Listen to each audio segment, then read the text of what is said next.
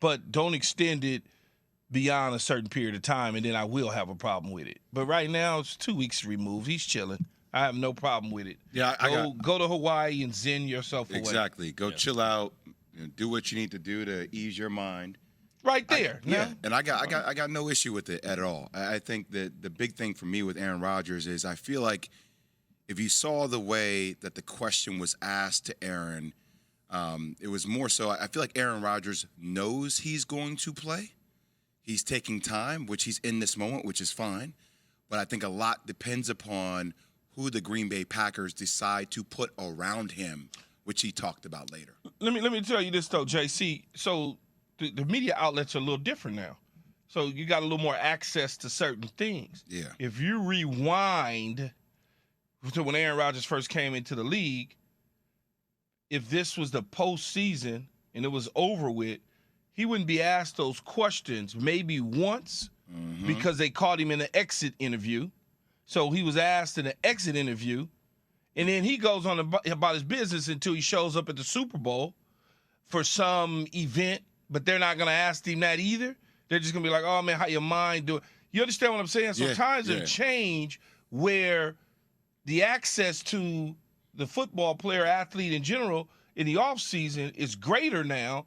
You don't have that 2-3 week window of nobody bothering you anymore because you go anywhere and somebody's going to ask you. You can go to the airport. They're going to hit you up outside the airport. So he's going to be asked that a lot. He would have gave that same answer 10 years ago that he gave right now, except media is a little different now. But also, Key, this media is something that it feels like it's his and what he's been able to do with Pat McAfee, right? So he's not going to take a whole bite. He's going to give you some crumbles and lead you there. You're very true in that, but 10 years ago, he wouldn't have had this platform. I want to play something else from that. And by the way, you're right, Key. The media's everywhere. Everyone with a phone, that's everyone, has a recording device. On the other hand, nowadays, athletes can choose to go to very friendly places to actually deliver their message, absolutely. Right? So it cuts both ways. He's putting Green Bay on notice that you're going to continue to do it the way I need to do it, or else I'm going to do something a little bit different. And on top of that, he's talking about an MVP trophy, whether it's somewhere else or whether it's in Green Bay. How about just talking about a Super Bowl, whether it's in Green Bay or somewhere else? Because you got 4 MVPs.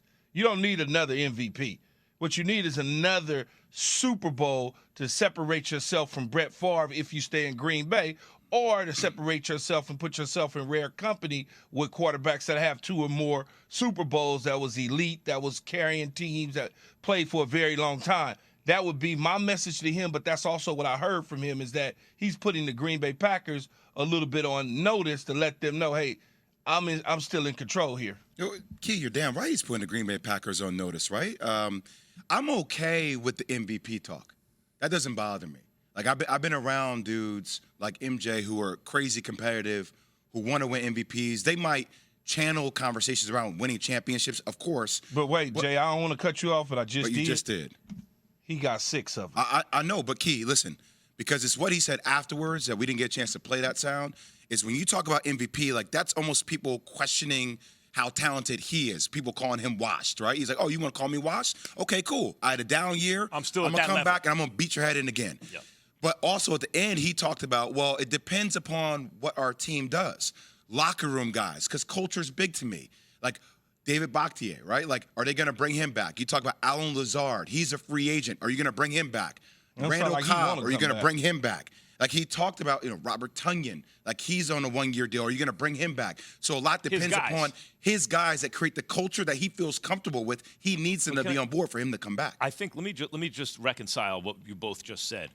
And this is what I hear.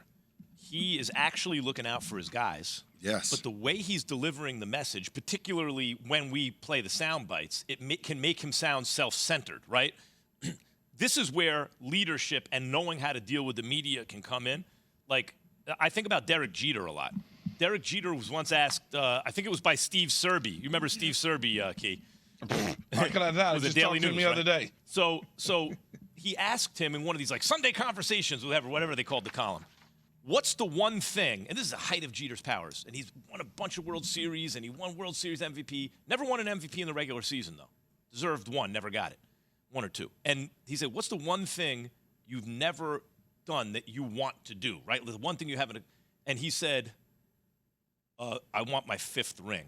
In other words, no matter how you tried to approach Derek Jeter, it was never about him, I want to win an MVP. It was never about that. It was only about, I'm trying to win a championship. Because you would think, well, he already got 4 at the time, right? Well, that's what I'm thinking about the MVPs. He got 4. Right, but he's but Jeter's like, you think I got 4, so I've already won championships. Now he goes, but all I ever think about is beating everybody, is winning the championship. So he messaged that in a way. I'm not saying that they're actually fundamentally different. I don't know. I assume they are, but whatever. But his understanding of how to deal with the media, how to stay on message, calms everything down constantly. And Rodgers, it flares up. Yeah, but also I love DJ. DJ always seemed like he was prepped for the media. Yeah. Like I do wonder, like seeing DJ on Drink Champs is way different than seeing DJ when he's Did he do Drink Champs? Yeah, he did Drink Champs, man. You got to check it out. Noriega got He's Jeter way in more there? relaxed than ever before. He's like, yeah, that's who I know DJ to be.